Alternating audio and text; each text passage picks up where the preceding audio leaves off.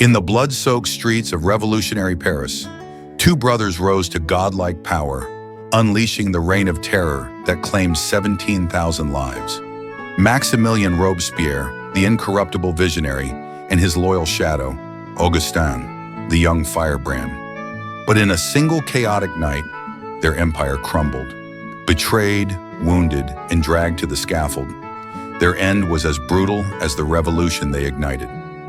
This is the untold story of the Robespierre brothers' final hours, a tale of paranoia, pistols, and the blade that silenced them forever. Thanks for witnessing the Robespierre's forgotten brutality.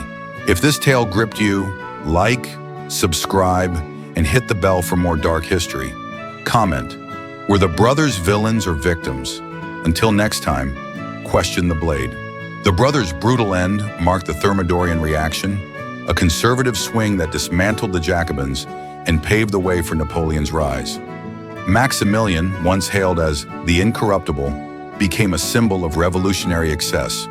Augustin, the loyal sibling, faded into footnotes.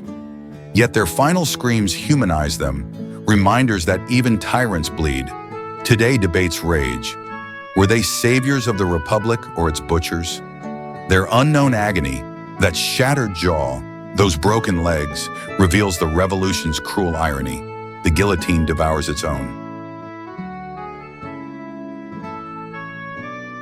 Dawn broke on a vengeful Paris. The brothers and 21 allies, bloodied, unwashed, and without trial, were loaded into 3 tumbrils for the Place de la Révolution, now Place de la Concorde. A howling mob of 40,000 lined the route, hurling curses, mud, and flowers of garlic for the incorruptible hypocrites. Augustin, writhing in pain from his shattered limbs, wept openly, his revolutionary zeal reduced to sobs. Maximilien, jaw bound by a blood-soaked cloth, stared blankly, eyes closed against the agony and shame.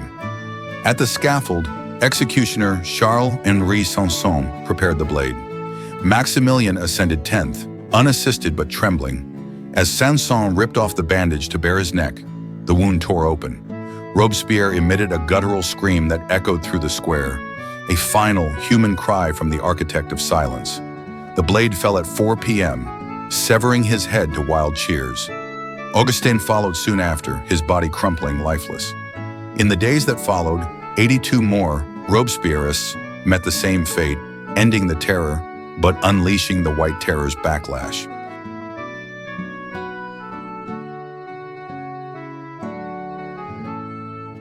The convention exploded into fury.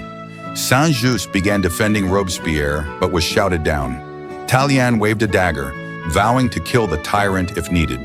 By 6 p.m., the hall voted to arrest Robespierre, Saint-Just, Couthon, and Augustin.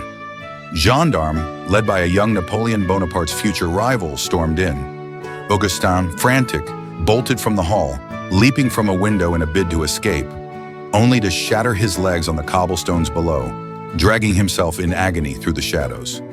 Maximilien and the others fled to the Hôtel de Ville, Paris's revolutionary heart. Thousands of sans-culottes gathered, but the Thermidorians outmaneuvered them, cutting off support. In the early hours of July 28th, soldiers burst in. Chaos reigned. Couthon, paralyzed, allegedly rolled downstairs in a failed suicide. Antoine Lebas shot himself dead. Saint-Just stood defiant. Augustin, crippled, begged for mercy. Maximilien, cornered, pulled a pistol. Accounts differ on whether he aimed at himself or an attacker. The shot shattered his jaw, leaving him collapsed in a pool of blood, bandaged crudely, his face a ruined mask of defiance. The brothers, once untouchable, were now broken prisoners.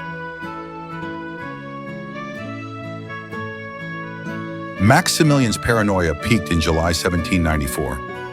On the 26th, in a rambling speech to the National Convention, he accused unnamed conspirators and calumniators within the government of plotting against the revolution, hints at moderates like Joseph Fouché and Louis Ferron, who had clashed with him over dechristianization campaigns. The convention demanded names. Robespierre refused, storming out. Whispers spread. Was he targeting them next? That night, allies like Louis-Antoine de Saint-Just and Georges Couthon rallied to defend him, but cracks appeared. Augustin, ever the defender, urged unity, but even he couldn't stem the tide. By dawn on July 27, 9 Thermidor in the revolutionary calendar. A coalition of Thermidorians, including Paul Barras and Jean-Lambert Tallien, plotted a coup. Robespierre's vague accusations had united his enemies, from Dantonus to Hebertus, in a desperate bid for survival.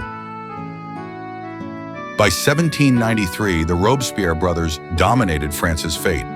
Maximilien, 36, the eloquent lawyer from Arras, led the Jacobins and the Committee of Public Safety, enforcing the Reign of Terror to crush enemies of the revolution. His speeches decried conspirators, justifying mass executions, from King Louis XVI in January 1793 to rivals like Georges Danton in April 1794.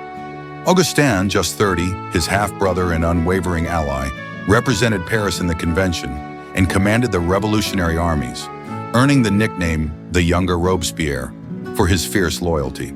Together they oversaw the law of suspects and the revolutionary tribunal, turning Paris into a city of whispers and whispers of death. Over 300,000 were arrested, 17,000 guillotined. But as military victories mounted in 1794, the terror's justification faded and fear turned inward toward the brothers themselves.